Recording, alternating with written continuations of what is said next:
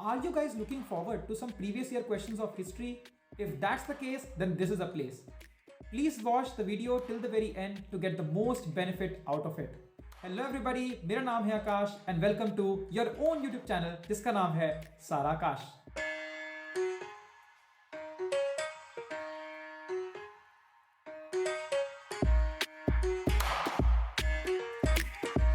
Alright, so here we are on the computer screen और यहाँ पर हम लोग क्वेश्चन सॉल्व करेंगे. करीबन 10 से लेकर 12 क्वेश्चन आपको देखने को मिलेंगे ऑफ हिस्ट्री और ये सभी के सभी प्रीवियस ईयर क्वेश्चन है ऑफ CDS 1 2020 के अंदर जो एग्जाम हुआ था. अभी हम लोग इस तरह से सीरीज एक फॉलो करने वाले हैं. पहले हम लोग 2020 के क्वेश्चन सॉल्व करेंगे. अभी CDS 1 का लिया है, then we will talk about CDS number 2 जो कि आपका 2020 के एंड में हुआ था. Then will switch over to the 2021 के CDS. वहां पर भी हमारे पास दो पेपर मिल जाएंगे एंड बाय द टाइम हम लोग वहां तक पहुंचेंगे we will also have CDS 1 2022 का भी हो चुका होगा. Therefore, we will have a decent number of questions regarding history, polity, geography, blah blah blah. We'll having a lot of things to discuss about. Well, this is going to be a detailed solution. जिन लोग को नहीं पता detailed solution का मतलब क्या होता है, just to tell you कि हम लोग यहाँ पर एक क्वेश्चन आपके सामने स्क्रीन के ऊपर आएगा, बट उसके साथ मैं आपको बहुत सारे क्वेश्चन क्या करूंगा डिस्कस करा दूंगा, जिससे कि आपकी preparation regarding that particular question और उसके आसपास बनने वाले जितने भी क्वेश्चन हैं उसके यहाँ पर काफी ज्यादा स्ट्रॉन्ग हो जाएंगी. सो मेरा नाम है Akash and before we begin just a little information about myself कि मैंने यहाँ पर कुछ एग्जाम्स क्रैक किए हैं in the past few years. Precisely अगर आप देखें तो AFCAT 7 times, CDS 3 times, INET 2 times and State PCS. So these are the exams which are related to the GS as subject and I'm also having some decent experience in teaching for past around 6 years as well. ये जो experience मैंने बताया है या फिर मैंने जो भी चीजें आपको बताई हैं, this is not gonna be a marketing strategy, rather it is just to mention you that you are at the right place and watching the right video. चलिए बातें बहुत ज्यादा हो चुकी हैं. Now let's come to the very topic. The very first question is 31 दिसंबर 1929 को हमारा जो सेशन हुआ था, कांग्रेस सेशन हुआ था, जिसके अंदर क्या कहते हैं कि पूर्ण स्वराज की मांग की गई. वो सेशन कहां पर हुआ था? तो सेशन हुआ था सर, आप लोग जरा आंसर करने की कोशिश करेंगे. Just let me tell you about this session. पूर्ण स्वराज की मांग की गई थी हमारी 31 दिसंबर 1929. That the session had to happend in Lahore और यहाँ पर आपके जो प्रेसिडेंट थे that was Jawaharlal Nehru. JL Nehru was the president. Alright, इन्होंने यहाँ पर हमारे देश का 31 तारीख को ही हॉइस्ट किया गया था फ्लैग वाज हॉइस्टेड. हमारे देश का पहला national flag was hoisted and ये पहला फ्लैग रिलीज किया गया था पहला flag and it was hoisted on 26th of January 1930. Hoisted on 26th of January यहाँ पर 1930 ये मतलब लिखना चाहिए फ्लैग वाज रिलीज्ड एंड बोला गया था कि आज के बाद हर साल 26 जनवरी को हम लोग इंडिपेंडेंस सेलिब्रेट करेंगे. So as to tell all the Indians और so as to feel give you the feeling of all the Indians कि हम लोग को यहाँ पर अपनी इंडिपेंडेंस हमको चाहिए. We want to get rid of this British Raj. Now let's talk about Ahmedabad का सेशन भी यहाँ पर काफी ज्यादा इंपॉर्टेंट था. अहमदाबाद का सेशन में अगर बात करें तो दिस सेशन वाज यहाँ पर आपकी अच्छा अहमदाबाद का सेशन कब हुआ था बताना जरा. Anyone just try to mention when was आपका अहमदाबाद का सेशन यहाँ पर हुआ था. कलकत्ता का सेशन से कई बार आपके सेशन हुए हैं. फॉर एग्जांपल अगर बताएं तो सेकंड सेशन आपका हुआ था 1886 के अंदर. देन अगर बात करें 1928 के अंदर भी हमारा सेशन हुआ था कलकत्ता के अंदर. यहाँ पर मेंशन किया गया था रिगार्डिंग दैट यहाँ पर आपकी ऑल इंडिया यूथ कांग्रेस बनी थी. All India youth Congress was created out here. ठीक है. देन लाहौर सेशन के रिगार्डिंग हमने बात कर ही ली है. लखनऊ के सेशन भी अगर बात करें तो लखनऊ के सेशन के जो हुआ था 1900 आपका 16 वाला जो लखनऊ सेशन था that is very very important. यहाँ सेशन में क्या हुआ था आपकी जो भी मॉडरेटिस्ट प्लस आपके एक्सट्रीमिस्ट जो थे इन लोगों ने क्या कर लिए थे, ज्वाइन कर लिए थे, हैंड ज्वाइन कर लिए थे, साथ में आपके साथ मिल गए थे. 1915 के अंदर गांधी जी आए थे इंडिया, याद रखना. और प्लस आपका साथ में मुस्लिम लीग जो थी वो भी क्या थी आपके आके यहाँ पर मिल गए थे. मुस्लिम लीग की स्थापना किसने करी थी? ये this is something that you will guys mention in the comment section right now, है ना. आपको बताना चाहिए, बहुत इंपॉर्टेंट क्वेश्चन है, कई बार एग्जाम में पूछा जा चुका है. ठीक है. ऑलराइट इसके रिगार्डिंग और अहमदाबाद सेशन के अंदर क्या हुआ था ये भी आप लोग मुझे बताएंगे. ये भी ठीक ठाक इंपॉर्टेंट है, कई बार आपके एग्जाम में आ चुका है. तो you should be knowing about this Ahmedabad session as well. Alright, now let's move on to the second question. Right, okay, which of the following acts reserve in the seats of women? Womens के लिए की seats किस act के under reserve कर ली गई थी in the legislature? Legislature का मतलब होता है आपकी जो लोकसभा और विधानसभा की रिगार्डिंग बेसिकली बात कर रहे हैं, मतलब लोकसभा राज्यसभा की रिगार्डिंग बात कर रहे हैं, या फिर आप कह लो कि विधानसभा विधान परिषद की रिगार्डिंग बात कर रहे हैं। तो वहां पर जो आपके हाउसेस होते हैं उसके अंदर वुमेन्स की सीट्स की रिजर्वेशन मिलेगी उनको, ये किस एक्ट के अंदर बोला गया था? तो ये सबके सब एक्ट्स बहुत सारे इंपॉर्टेंट है और हर पर क्वेश्चन बनते हैं। अगर हिस्ट्री में क्वेश्चन नहीं आएगा तो आपका पॉलिटी से क्वेश्चन आ जाएगा। तो मैं ज्यादा एक्सप्लेन नहीं करूंगा इन एक्ट्स को, बिकॉज पॉलिटी जब हम क्वेश्चन यहाँ पर डिस्कस करेंगे then I am going to discuss all these acts there itself, but फिर भी मोटा मोटा इसका आंसर करने की कोशिश करते हैं। तो इस क्वेश्चन का आंसर आपको देखने को मिल जाएगा government of India act of 1935 is right option. ठीक है, इस एक्ट के अंदर सर आपकी डायरकी को अबॉलिश किया गया था, डायरकी को अबॉलिश किया गया था। ठीक है, अगर आपको नहीं पता डायरकी क्या होती है तो प्लीज वॉच मतलब आप देखिएगा जब पॉलिटिकल लेक्चर में आपके लेकर आऊंगा, इस तरह से हम क्वेश्चन सॉल्व करेंगे। डायरकी को अबॉलिश किया था और यहाँ पर क्या लिखा, all India federation was introduce. मैं यहाँ पर शॉर्ट फॉर्म में लिखता हूँ, all India federation was introduce. इस एक्ट के अंदर आपको कभी कभार इसको रीऑर्गेनाइजेशन ऑफ स्टेट्स भी बोलते हैं, रीऑर्गेनाइजेशन ऑफ स्टेट्स वाला एक्ट भी बोलते हैं। क्यों बोलते हैं? बिकॉज यहाँ पर कुछ राज्य हमारे से अलग हो गए थे। For example Burma was created out of India, Burma को यहाँ पर सेपरेट कर दिया गया था इंडिया से। इस एक्ट के अंदर आपकी बाई कैमरलिज्म के रिगार्डिंग काफी सारा काम किया गया था। बाई कैमरलिज्म इंट्रोड्यूस नहीं हुआ था, बाई कैमरलिज्म इंट्रोड्यूस हुआ था 1919 के एक्ट के अंदर, लेकिन इस पे काम जो ज्यादा किया गया था वो इस एक्ट में किया गया था। ठीक है, then if I talk about, हाँ वुमेन्स को रिजर्वेशन मिली यहाँ पर स्टेट लेजिस्लेचर के अंदर तो मिली। Then if I talk about, अगर हम बात करें यहाँ पर आरबीआई एक्ट के अंदर बना था। कब बना था आरबीआई? 1 अप्रैल 1935 लिखा है यहाँ पर, 1936 के अंदर आपका 1935 के अंदर आपका बना था, आपका 1 अप्रैल आरबीआई यहाँ पर फॉर्म हुआ था। And there be many other things which have happened in this particular act itself. ठीक है, देन 1919 के एक्ट की रिगार्डिंग बात करें, इसको बोलते हैं सर मॉन्टाग्यू शेल्मसफोर्ड अकॉर्ड इसको बोलते हैं। ठीक है, यहाँ पर मॉन्टाग्यू जो था इसके secretary of state of India का नाम था, और शेल्मसफोर्ड जो था Lord Chelmsford, that was the viceroy at that particular point of time. यहाँ पर आपकी बाइकैमरलिज्म इंट्रोड्यूस की गई थी। ठीक है, देन अगर बात करें यहाँ पर आपके जो डायरकी का सिस्टम था यहाँ पर बताया गया था, है ना, ट्रांसफर सब्जेक्ट रिजर्व सब्जेक्ट्स के नाम पे आपकी सीट्स पोजीशन वगैरह अलग कर दी गई थी। Then there be number of things has happened as well. हाँ, यहाँ पर सेपरेट इलेक्टोरेट मिले थे, बहुत इंपॉर्टेंट पॉइंट है सर, सेपरेट इलेक्टोरेट मिले थे किसको? यहाँ पर हमारे सिख देन आपके Indian Christians and Anglo Indians, इनको यहाँ पर और भी कुछ लोगों को सेपरेट इलेक्टोरेट मिले थे। Even women's got the separate electorate in this part itself. Women's को राइट जो मिले वो 1935 में मिले हैं, पर सेपरेट इलेक्टोरेट मिल गए थे आपके 1919 के अंदर मिल गए थे। इंडियन काउंसिल एक्ट ऑफ 1909, इसको बोलते हैं अपन लोग क्या बोलते हैं, that is Morley Minto reforms, Morley Minto reforms इनको बोलते हैं। ठीक है, यहाँ पर आपके जो में थे, यहाँ पर मुस्लिम्स को सेपरेट इलेक्टोरेट मिले थे, Muslims separate elected मिले थे। Satinder Prasad Sinha also became the very first person to join the Viceroy Executive Council को ज्वाइन करने वाले Satinder Prasad Sinha became the very first one. Government of India Act of 1858 1857 के अंदर revolt होकर हटा था, आप लोग जानते हैं। और उसके बाद क्या हुआ था कि सारी की सारी पावर क्या थी, ईस्ट इंडिया कंपनी से हाथ से छोड़कर कहां पर ले ली गई थी, that happened to be like taken up by the crown rule, या फिर कह लो कि आपके ब्रिटिशर्स के डायरेक्टली एंटर आ गई थी। East India company out of the picture, Britishers came into the picture. ठीक है, इसके अंदर क्या था, आपकी जो भी हमारी गवर्नर जनरल की पोजीशन थी उसे खत्म कर दिया गया था, और वाइसरॉय वाज इंट्रोड्यूस्ड, एंड पहले सच वाइसरॉय का नाम था लॉर्ड कैनिंग। ठीक है, और भी यहाँ पर कुछ काम किया गया था, but we don't have to get too much detail about this particular act. ठीक है, 1858 याद रखिएगा। Right, third question, the following was demanded by the all India depressed class, all India depressed classes leaders के regarding यहाँ पर बात की गई है। ये जो 1931 के अंदर क्या यहाँ पर डिमांड किया गया था, देखो कितना आसान क्वेश्चन है। डिप्रेस क्लासेस के रिगार्डिंग यहाँ पे मेंशन कर दिया, तो एक ही ऑप्शन में बचता है। अब देखो यूनिवर्सल सफरेज तो काट ही दीजिए, यूनाइटेड स्टेट ऑफ इंडिया ये भी काट दीजिए। दिमाग में थोड़ी सी कंफ्यूजन जो आएगी वो आएगी अनटचेबल्स को लेकर और माइनॉरिटीज को लेकर। जब भी हम डिप्रेस क्लासेस के रिगार्डिंग बात करें तो माइनॉरिटीज नहीं आती काउंट, बिकॉज माइनॉरिटीज आपकी अलग अलग तरह की हो सकती है, रिलीजियस माइनॉरिटी भी हो सकती है, मतलब धर्म प्रति भी माइनॉरिटी हो सकती है ना, for example Muslims are in minority. तो इस प्रकार से आप बड़ा ही प्यार से एलिमेंट करके you can answer the question, that is answer number B is right option. अब यहाँ पर देखते हैं कि अनटचेबल्स के रिगार्डिंग थोड़ा सा और क्या क्या काम हुआ है। ये आई 1931 के अंदर। By the way, all India depress classes के लीडर कौन थे? That was doctor B R Ambedkar. Doctor B R Ambedkar साहब जो थे वो थे इनके इसके लीडर थे। और इससे पहले भी आपके डॉक्टर बी आर अम्बेडकर ने 1924 के अंदर यहाँ पर काफी सारा काम करके एक और इन्होंने सोसाइटी बनाई थी, इसे बोलते हैं depress classes society, depress class welfare society, something like that, welfare institute ये बनाया था इन्होंने, जिसको बोलते थे बहिष्कृत से नाम नहीं आ रहा, बहिष्कृत सभा समथिंग है लो, बहिष्कृत सभा वगैरह इन्होंने बनाई थी 1928 के अंदर। और इसके ऊपर सर गांधी जी ने भी काम किया था। हरिजन सेवक संघ जो था वो इन्होंने बनाया था, हरिजन सभा कह लो या फिर सेवक संघ जो था गांधी जी ने बनाया था, और ये बनाया था आपका 1932 के अंदर बनाया था। 1932 वही टाइम है सर जब गांधी जी को जेल हो गई थी, round table conference, blah blah blah. I think you guys remember all the stuff out here.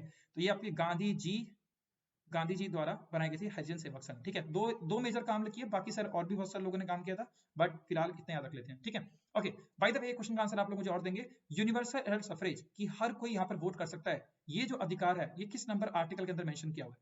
Universal adult suffrage के रिगार्डिंग किस आर्टिकल में मेंशन किया हुआ है? प्लीज कमेंट सेक्शन के अंदर मेंशन कीजिएगा। देखो इस तरह से आपकी रिवीजन हो जाएगी और मुझे भी बहुत ज्यादा मजा आएगा, मैं भी आपके कमेंट्स करूंगा। जो भी यहाँ पर अच्छा कमेंट करेगा, जो भी इसका आंसर बिल्कुल सही सही करेगा, या जितने भी क्वेश्चन आपसे पूछने वाला हूँ उन क्वेश्चन का आंसर करेगा, I will give them a heart for sure. Alright, now let's talk about founder पूछे जा रहे हैं Indian Society of Oriental arts के। थोड़ा सा टिपिकल क्वेश्चन है एक्चुअली, थोड़ा सा ये आर्ट्स की साइड क्वेश्चन, थोड़ा क्वेश्चन चला गया, but anyways let's try to figure it out क्या क्वेश्चन हो सकता है। सबसे पहले तो यहाँ पर रविंद्रनाथ टैगोर का यहाँ पर आंसर, यहाँ पर नाम लिखा है। एटलीस्ट आप बाकी सब में से बंकिम चंद्र चटर्जी और बंकिम चंद्र चट्टोपाध्याय एंड रविंद्रनाथ टैगोर को जानते होंगे। रविंद्रनाथ टैगोर के बारे में थोड़ी सी बात कर लेते हैं। इनको गुरुजी का उपाधि दी गई थी, गुरुजी की उपाधि दी गई थी, गुरुजी इनको बोलते थे। ठीक है, और अगर बात करें सर इनके बारे में, तो रविंद्रनाथ टैगोर ने हमारे जो national anthem which is Jana Gana मन, ये हमारे जो है जन गण मन, ये हमारी जो है नेशनल एंथम, वो इन्होंने लिखी है। प्लस साथ ही साथ में जो बांग्लादेश की जो नेशनल एंथम है वो भी इन्होंने लिखी है। अगर आपको याद आ रहा हो उस टाइम पर हमने जब देखा था, दैट इज अगर आपने पढ़ा होगा रिगार्डिंग जब आपका बंगाल में स्प्लिट हो रहा था इन ड्यूरिंग 1905, उस टाइम पर इन्होंने गाना लिखा था अमार सोनार बांग्ला, और वही अल्टीमेटली क्या होता है, थोड़े बहुत हल्के छोटे मोटे चेंजेस होके वो आपकी बांग्लादेश की नेशनल एंथम बन जाती है। ठीक है, he was the very first person जिन्होंने लिटरेचर की फील्ड में काफी सारा काम किया था, and he was the very first non European, मतलब ऐसा नॉन गोरी चमड़ी वाला या फिर non European to get to awarded with the prestigious Nobel prize. Nobel prize in the field of literature इनको मिला था। कब मिला था? In year of 1913। He was the very first Indian as well as the very first non European जिनको literature के field के अंदर नोबेल प्राइज से सम्मानित किया गया था। तो काफी सारे काम किए, लेकिन इसका आंसर रविंद्रनाथ टैगोर नहीं है। इसका आंसर क्या है? Rabindranath Tagore is the answer of it. अब देखो कौन कौन लोग थे यहाँ पर, एक तो यहाँ पे अबिंद्रनाथ टैगोर और एक थे आपके एक मिनट, थोड़ा सा यहाँ पर नाम ऊपर नीचे हो सकता है, गंगेंद्रनाथ टैगोर।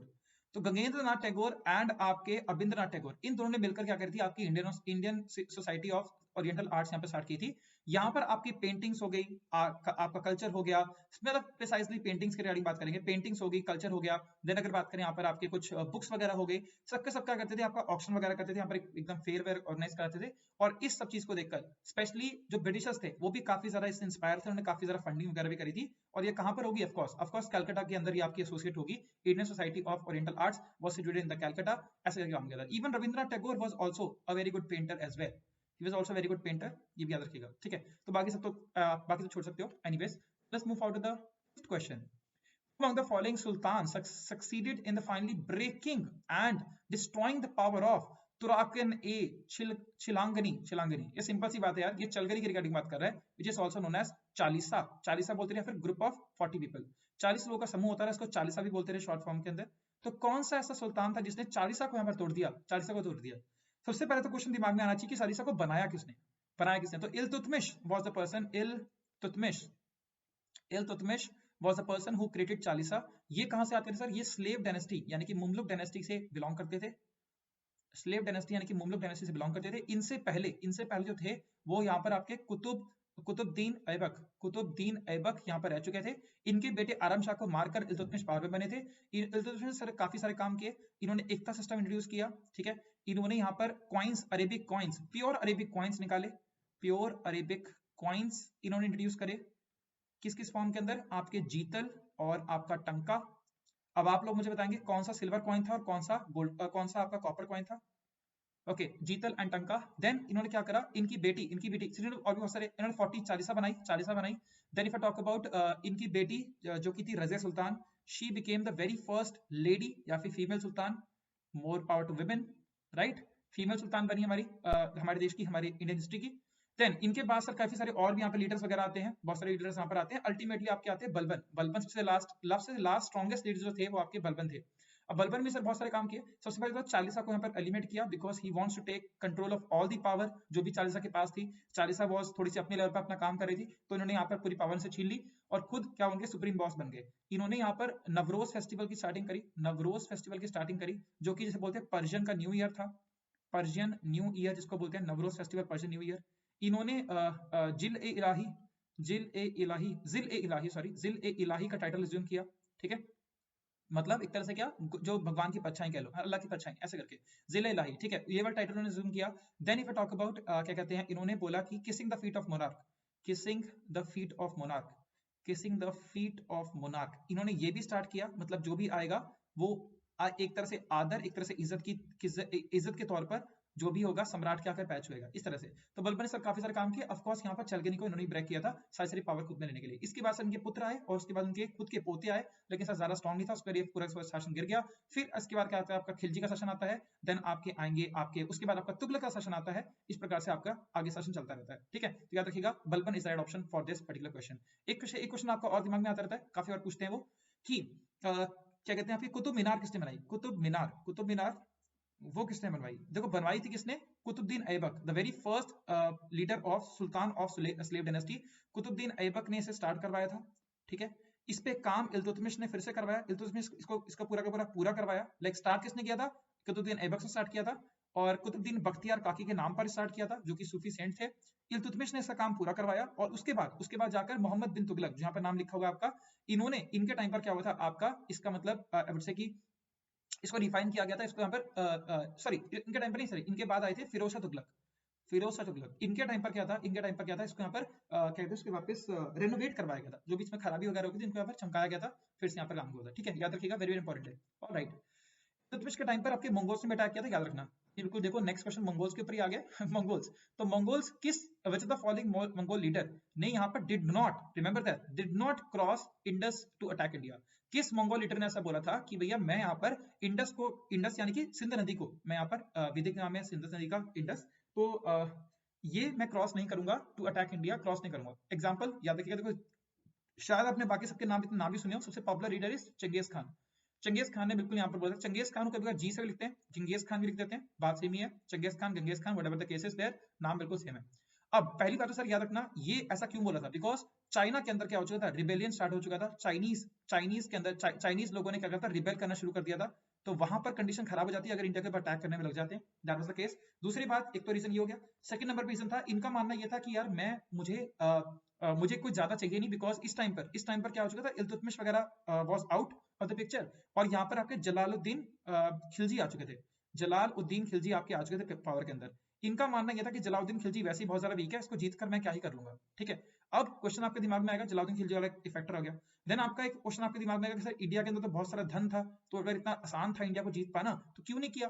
देखो चंगेज खान, वैसे सर बहुत सारा हिस्ट्री में बहुत सारा तरह से इनको शो करते हैं, पर Changez Khan was never about money. इन्हें पैसे से कोई मतलब था ही नहीं कभी। इनका मानना यह था कि power is a big deal. और इनकी ये मतलब इनके बारे में सर कई बुक्स में लिखा रहता है कि इवन जो भी यहाँ पर जब भी जिस भी देश में जाते थे, इनकी जो आर्मी जो भी लूट वगैरह जो भी कुछ करती थी, चंगेज खान की प्रॉपर्टी में एक भी पैसा आपको देखने को नहीं मिलेगा। कुछ भी वो अपने पास नहीं रखते थे, सारा कुछ अपने सोल्जर्स के अंदर, अपने जो लोगों के अंदर बांट देते थे। बिकॉज ही थॉट कि ज्यादा जिसके पास पैसा आ रहा है ना, तो वो उसे आलसी बना देता है, वो आगे फर्दर काम नहीं करेगा, ठीक है। ऐसे करके तो ये इन्होंने ये मतलब काफी ज्यादा ये प्रॉपर्टी के पीछे भागते नहीं थे। और इवन थोड़ा सा सॉफ्ट कॉर्नर भी था रिगार्डिंग चंगेज खान का इन इंडिया एज वेल। तो देयर नंबर ऑफ रीजंस जिसकी वजह से इन्होंने क्रॉस करने से मना कर दिया। वेरी सिंपल क्वेश्चन, आंसर कर दीजिएगा। And let's move forward with the seventh question. Which of the following rulers were identified through the metronymics? Metronymics यानी कि यहाँ पे लिखा हुआ है, इसका मतलब names derive from that of mother, मतलब मम्मी यानी कि माता जी के नाम पर, मातेश्वरी जी के नाम पर जो इनके नाम रखे गए हैं, ऐसे कौन है इसके अंदर रूलर्स? बहुत सिंपल क्वेश्चन है, बहुत सिंपल क्वेश्चन है। इसका आंसर क्या आपका सतवाहनास। यहाँ पर आपको देखोगे सतवाहनास जो आपके आए, ये आपके 225 AD तक इन्होंने राज किया, ठीक है। और 25 AD तक इन्होंने राज किया। एंड आपका 60 BC से लेकर, जितना मैं याद कर पा रहा हूँ, 60 BC से लेकर 225 AD तक इन्होंने राज किया था सतवाहनास ने। और इसके अंदर बात करें सर, यहाँ पर आपके फर्स्ट रूलर जो थे इनका नाम था Simuka was the very first ruler. Second, इनके एक्चुअली 30 के आसपास, 30 के आसपास यहाँ पर रूलर आपके लगे थे। Simuka was the very first one, first among all. Then आपके थर्ड जो इंपॉर्टेंट रूलर, खाली वही बता रहा हूँ आपको, थर्ड वाले जो थे इनका नाम था आपका इनका नाम था आपका Satakarni was the name of the second, third number के रूलर। और आपके 23rd नंबर के एक रूलर थे, इनका नाम था आपका गौतमी, एक मिनट, गौतमी, एक सेकंड, थोड़ा सा मैं नाम बोल रहा हूँ, गौतम समथिंग ऐसा था, गौतमी सताकर्णी, एक मिनट, गौतमी, गौतमी क्या कुछ और आता है यहाँ पर, मैं नाम बोल रहा हूँ उसका, उसके बाद आपका सताकर्णी आता है। तो ये आपके 23rd रूलर थे। ही was the, this ruler was the greatest ruler among all. ये काफी तगड़े रूलर थे, और इवन सताकर्णी के टाइम पर भी सर काफी ज्यादा यहाँ पर एक्सपेंशन यहाँ पर किया गया, ठीक है। और 30th ruler was also there, but वो इतना इंपॉर्टेंट है आपके लिए नहीं। 30th was last ruler. इनके टाइम पर सतवाहनास के टाइम पर सर काफी सारे यहाँ पर आपके स्तूपास एंड इवन केव्स वगैरह भी बनाए गए। इसके अंदर अगर बात करें, सबसे इंपॉर्टेंट जो आपके हैं वो आपका है आपका अमरावती। अमरावती किसकी कैपिटल है? Amravati is capital of what? Amravati. Amravati is a capital of किसकी किसकी कैपिटल है? चलो खुद बता देता हूँ। ये Amravati is capital of Andhra Pradesh. Andhra Pradesh की आपकी कैपिटल है। ये अरुणाचल प्रदेश नहीं है, ये आंध्र प्रदेश है, ठीक है। एपी मतलब आंध्र प्रदेश, ठीक है। उसके बाद क्या थे यहाँ पर आपकी अमरावती के अंदर आपके केव्स बनाए गए। देन एक आपके थे दैट इज नागा अर्जुन कोंडा। यहाँ पर भी आपके बहुत सारे केव्स वगैरह बनाए गए, काफी ज्यादा पॉपुलर थे। इनके टाइम पर सर आपके क्या कहते हैं, दी कॉइन्स वर आल्सो रिलीज्ड। तो कॉइन्स थे वो आपके कॉपर बेस्ड कॉइन्स थे, और आपके कुछ और भी मेटल्स वगैरह कॉइन्स आपको देखने को मिल जा रहे थे। पर ब्रॉन्ज के कॉइन्स थे आपके, काफी ज्यादा पॉपुलर कॉइन्स वगैरह भी आपके देखने को मिलते थे सतवाहनास के टाइम पर। ऑलराइट, नेक्स्ट आपके आती है sir, which is the famous text के रिगार्डिंग बात कर रहा है, कौन सी? पंचतंत्र के रिगार्डिंग बात कर रहा है, और बताने की कोशिश कर रहे हैं कि पंचतंत्र बेसिकली क्या शो करता था। अब पंचतंत्र हमने कहां पर पढ़ा है, या फिर आपने कहां पर पढ़ा है? ये आपने पढ़ा होगा कहां पर, आपके जिनके इनके साथ एक नाम जुड़कर आता है, इसे बोलते हैं विष्णु शर्मन, या फिर विष्णु शर्मा भी बोल देते हैं शॉर्ट फॉर्म में। विष्णु शर्मन जी के नाम पर चुना गया है, जिन्होंने पंचतंत्र की स्टोरीज यहाँ पर लिखी थी। पंचतंत्र की कहानियां जो कि शायद आपने बचपन में पक्का पढ़ी होंगी, वो जो है कहानियां विष्णु शर्मन जी ने लिखी थी। अब ये कहां पर आते हैं सर? ये 9 जेम्स, यानी कि 9 रत्नों के इस तरह से, मतलब 9 रत्न कहां पर पाए जाते थे? ये आपके गए थे in the not Chandragupta Maurya, Chandragupta 2 के बारे में बात कर रहा हूँ, जो कि गुप्त एम्पायर के आते थे। चंद्रगुप्ता 2 के आपके क्या कहते हैं, आपके कोर्ट में पाए जाते थे, ये पाए जाते थे। और ये इनके टाइम पर सर आपके और भी बहुत सारे लोग थे, आर्यभट्टा थे, कालिदास थे, है ना, देन वहा हम हीरा थे, धनवंतरी वाज देयर, दो lot of people was there in this 9 gems. 9 के 9 जेम्स आप याद रख लेंगे अच्छे से, बिकॉज हम जो भी आगे क्वेश्चंस करेंगे कहीं ना कहीं आपके 9 जेम्स के बारे में पक्का डिस्कशन हो गई होगा। वेरी वेरी इंपॉर्टेंट क्वेश्चन, याद रखिएगा। चंद्रगुप्ता 2 को एक और नाम से जाना जाता था, इनको बोलते थे विक्रम आदित्य। और गुप्ता एम्पायर के बीच में सर आपके और भी बहुत बड़े मेन लीडर आते थे। एक चंद्रगुप्ता वन, जिन्होंने एक्चुअल में आपके गुप्ता एम्पायर को स्टार्ट किया था। फिर आपके समुद्रगुप्ता करके आते थे सर, बहुत इंपॉर्टेंट ये भी, समुद्रगुप्ता भी आप देख लीजिएगा, जिनको नेपोलियन ऑफ इंडिया बोलते हैं, समुद्रगुप्ता। उसके बाद आपके चंद्रगुप्ता 2 आ रहे थे पिक्चर में, ठीक है, ऐसे करके। और क्या कहते हैं आपके, हाँ, चंद्रगुप्ता 2 के टाइम पर आपका फाहिन आया था। फाहिन वाज द चाइनीज ट्रैवलर, जो कि आपके पिक्चर जो कि आया था किसके लिए? बुद्धिज्म के रिगार्डिंग जो भी आपका एक टेक्स्ट है उनको यहाँ पर कलेक्ट करने के लिए आया था, पिक्चर में आया था, ठीक है। एंड यहाँ पर बहुत कुछ पॉजिटिव यहाँ पर बोल के गया। फाहिन की बुक थी, उसका नाम क्या था? फो क्यू की वाज द बुक नेम, जो कि आपकी फाहिन की देखने को मिली, ठीक है। इससे कंफ्यूज मत करना। ह्यून सांग जो था वो आपका आया था हर्षवर्धन के टाइम पर आया था। ह्यून सांग वो भी चाइनीज ट्रैवलर था, ये आया था आपका हर्षवर्धन के टाइम पर, या फिर हर्षा के एम्पायर में आपका आया था, याद रखिएगा, ठीक है। कंफ्यूज नहीं होगा, बिल्कुल भी दोनों चीजें डिफरेंट है। अब पंचतंत्र की स्टोरीज किसके रिगार्डिंग थी? देखो बचपन में हमने भी बहुत सारी स्टोरीज पढ़ी है पंचतंत्र के रिगार्डिंग। तो यहाँ पर क्या मेंशन हुआ था उसके अंदर? हमें बताया जाता था कि क्या सही है क्या गलत है ना, हमें लेसन दिया जाते थे। तो ये देखना, option number D is right option. ये क्या है? It is text showing through the illustration what should and what should not be done. क्या करना सही है क्या करना गलत है, सही गलत की पहचान जो थी इन स्टोरीज के थ्रू यहाँ पर दी जाती थी। देखो एक ना ये बहुत लिखने के अलग अलग तरीके होते हैं, तो इसे जो इन्होंने जो रस या कह लो कि जो लिखने का तरीका इस्तेमाल किया था, इसको बोलते हैं निर्गुणा करके इसको बोलते हैं। तो निरगुना ये करके एक रस हुआ करता था, जिस रस में इन्होंने ये उठा के बुक लिखी थी। अब ये पर्सन आपसे मुझे लगता है कि पूछेगा आपसे, बट यस मेरे all the questions are definitely important. Alright, option number 9, कुछ 4-5 क्वेश्चन रह गए हैं, फटाफट से करेंगे सर। ओके, और सर ये बुक, ये जो लिखा है सर, ये वर्क है, वो बुक है which describes the battle of Plassey. Battle of Plassey के बारे में यहाँ पर डिस्कशन किया हुआ है, किसके द्वारा यहाँ पर लिखी गई है? पहले बात तो battle of Plassey 757, very very important sir, एक ऑलमोस्ट एंट्री पॉइंट कह लो कि हमारे जो ब्रिटिशर्स ने स्ट्रॉन्ग हो पाए उसका ये एंट्री पॉइंट ही है। 757 के अंदर ये बैटल हुई थी, किसके बीच में हुई थी? Robert Clive from the east India company versus Siraj ud Daula के बीच में हुई थी ये लड़ाई, सिराज उद दौला के बीच में लड़ाई हुई थी, ठीक है। ऑफ कोर्स ये बैटल ऑफ प्लासी, तो प्लासी के अंदर आपकी लड़ाई लड़ी गई थी, ठीक है। सिराजुद्दौला की तरफ से जो इनके जो I would say head commander थे, उनका नाम क्या था? मीर कासिम अल्टीमेटली आ जाएंगे, बाद में आ जाएंगे, but Mir Zafar was the person.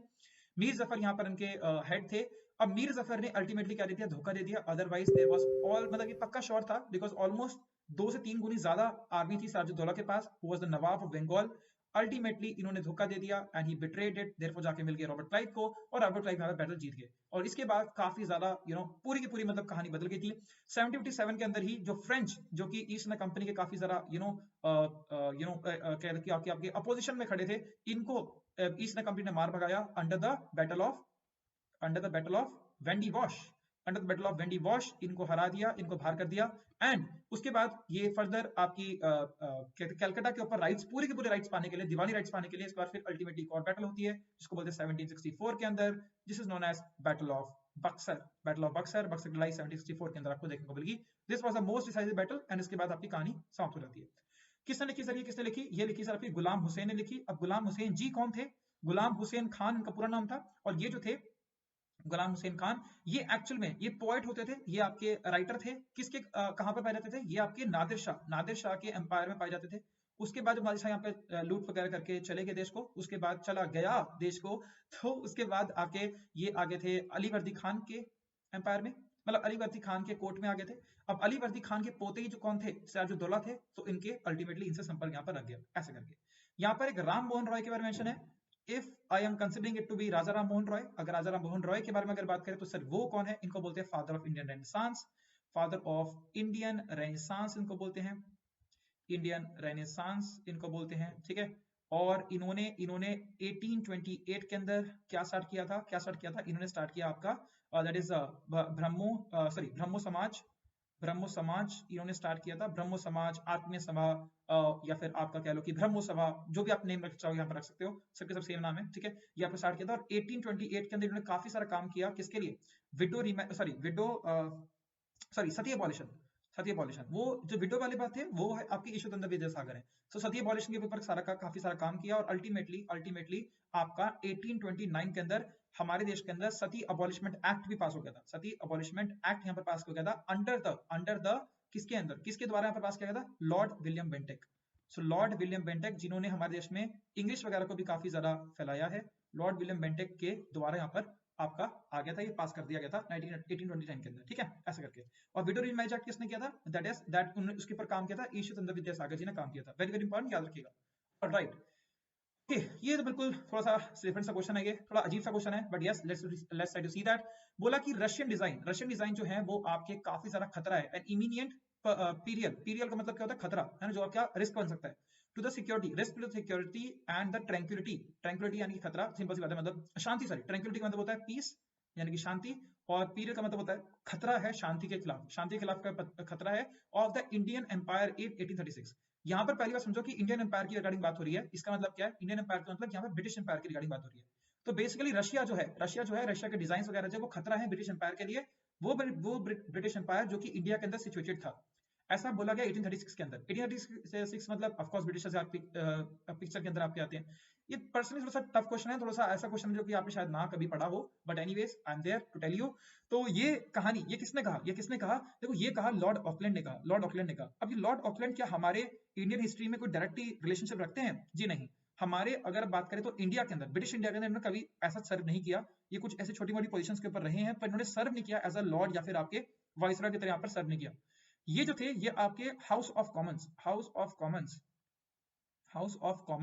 जो कि आपका पाया जाता है, मतलब कहां पर मिलता था? आपका यूके, यूनाइटेड किंगडम के अंदर जो आपका हाउस ऑफ कॉमन्स था। देखो, जिस तरह से हमारे देश के अंदर लोकसभा राज्यसभा होती है, उसी तरह से क्या आपका हाउस ऑफ कॉमन्स और हाउस ऑफ लॉर्ड्स होता था इनके यहाँ।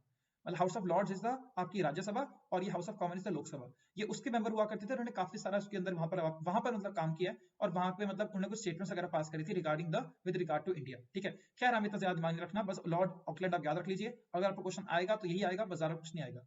हाँ, लेकिन यहाँ पर एक नाम, बहुत इंटरेस्टिंग सा नाम मेंशन है, लॉर्ड कैनिंग का। आज ही हमने लॉर्ड कैनिंग के नाम को यहाँ पर अभी दोहराया था। लॉर्ड कैनिंग या फिर सिंपल सी बात हो, ये कैनिंग नहीं, एक्चुअल में कनिंग इंसान है। इनके टाइम पर क्या क्या हुआ था? इनके टाइम पर सर बहुत इंपॉर्टेंट है। इनके टाइम पर अगर देखें तो हम द वेरी फर्स्ट थिंग, इनके टाइम पर आपका 1858 का गवर्नमेंट ऑफ इंडिया एक्ट पास हुआ, जिसके अंदर बोला गया कि आपका कोई जो गवर्नर जनरल की पोजीशन है वो यहाँ पर समाप्त होती है और वाइसरॉय यहाँ पर बनते हैं। अगर आपसे पूछा जाए कि who was the last governor general of India, तो उसका नाम क्या होगा? कैनिंग। अगर पूछा जाए कि who was the first viceroy of India, तो क्या होगा? उनका नाम भी क्या होगा? कैनिंग, ठीक है। इनके टाइम पर सर आपका 1861 के अंदर आपका इंडियन काउंसिल एक्ट भी पास हुआ था। Indian council act Indian council act भी यहाँ पर पास हुआ था 1861 के अंदर। प्लस साथ ही साथ में अगर देखा जाए तो इनके टाइम पर आपका इनकम टैक्स इंट्रोड्यूस हुआ, इनकम टैक्स इंट्रोड्यूस हुआ हमारे कंट्री के अंदर, ठीक है। फर्दर अगर देखा जाए तो इनके टाइम पर हमारे इंडियन पिनल कोड आईपीसी के अंदर जो सीपीसी आता है, क्रिमिनल प्रोसीजर कोड, इसके रिगार्डिंग भी बहुत सारा काम हुआ। देन अगर बात करें तो यस इसके बाद इनके टाइम पर सर इंडिको रिवोल्ट हुआ था, इंडिको के खिलाफ आपका रिवोल्ट हुआ था इनके टाइम पर, आपको देखने को मिल जा रहा है।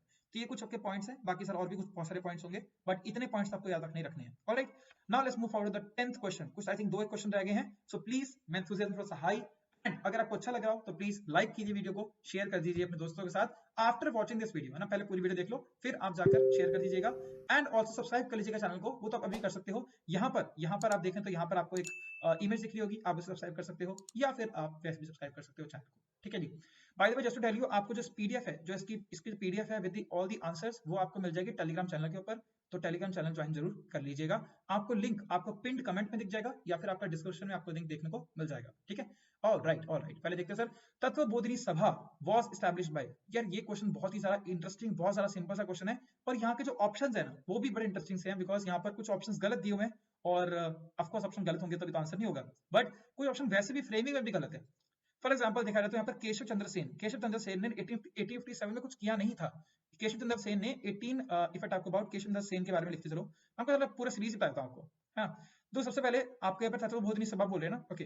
तो यहाँ सबसे पहले आपकी आई थी आत्मीय सभा, सो आत्मीय सभा वाज देयर, आत्मीय सभा आपकी फॉर्म हुई 1800, दैट इज 1815 के अंदर आपकी फॉर्म हुई थी, 1815 के अंदर आपकी 1813 के अंदर आपकी सारी फॉर्म हुई थी आत्मीय सभा। देन आपकी आई सर आपकी ब्रह्मो समाज फॉर्म, ब्रह्मो समाज आपका फॉर्म हुआ, जो कि मैंने आपको बताया भी था, 1828 के अंदर आपका फॉर्म हुआ। देन अगर बात करें सर यहाँ पर ब्रह्मो समाज से टाइप की निकल कर आई थी धर्म सभा, ब्रह्मो समाज बोलो, ब्रह्म सभा बोलो, बात एक ही है, ठीक है। तो धर्म सभा ये आपकी आई थी 1829 के अंदर आपकी आई थी। देन तत्वबोधिनी सभा के बारे में अगर बात करें, Tattvabodhini Sabha, this was definitely done by Devendranath Tagore, इसको बिल्कुल सही बात है, देवेंद्रनाथ टैगोर एक्चुअली, पर चलो कोई नहीं। देवेंद्रनाथ टैगोर ने 1839 के अंदर आपके लेकर आए थे। इसका हेडक्वार्टर कहां पर था? इसका आपका हेडक्वार्टर कलकत्ता में था, ठीक है। बाय द वे इसका हेडक्वार्टर भी कहां था? कलकत्ता में था, ठीक है। और अगर बात करें तो इसका हेडक्वार्टर, धर्मसभा का हेडक्वार्टर भी कलकत्ता में था। ये कौन लेकर आए थे सर? ये राधाकांत देव लेकर आए थे, राधाकांत देव लेकर आए थे, ठीक है। Then if I talk about आपकी आती है सर, हाँ, केशव चंद्र सेन के बारे में मेंशन किया हुआ है। तो केशव चंद्र सेन ने स्टार्ट किया था ब्रह्मो समाज ऑफ इंडिया, स्टार्ट किया था, ब्रह्मो समाज ऑफ इंडिया इन्होंने स्टार्ट किया था, ब्रह्मो समाज ऑफ इंडिया स्टार्ट किया था इन्होंने। और इसका हेडक्वार्टर कहां हुआ था? इसका हेडक्वार्टर भी आपका था, इसका हेडक्वार्टर भी आपका कलकत्ता में था। ये किया था इन्होंने 1866 में इन्होंने स्टार्ट किया था, वेरी वेरी इंपॉर्टेंट, ठीक है। अच्छा, इसके अलावा एक सर आपकी प्रार्थना समाज स्टार्ट किया था आपके आत्माराम पांडुरंग जी ने, आत्माराम पांडु, ये ऊपर चला जाएगा, चलो कोई नहीं। आत्माराम पांडुरंग जी ने यहाँ पर स्टार्ट किया था, आत्माराम पांडुरंग जी ने स्टार्ट किया था। ये किया था आपका काफी लेट स्टार्ट किया था इन्होंने स्टार्ट किया था आपका यार मेरे को थोड़ा डेट भी याद नहीं है, प्रार्थना समाज, बट हाँ इनका हेडक्वार्टर जो था वो आपका था Mumbai was the headquarter. Actually इस टाइम पर बॉम्बे हुआ करता था, तो बॉम्बे लिखना चाहिए, तो Bombay was the headquarter of this particular thing. तो डेट थोड़ी सी याद नहीं है, आप देख लीजिएगा 1800 समथिंग में स्टार्ट किया था इन्होंने, ठीक है। तो सबके साथ देख लेना, ये पूरी सीरीज आपके बहुत सारे इंपॉर्टेंट है, इवन इसमें बहुत सारे और आपके आते हैं पिक्चर में। लेट्स कम टू सेवा समिति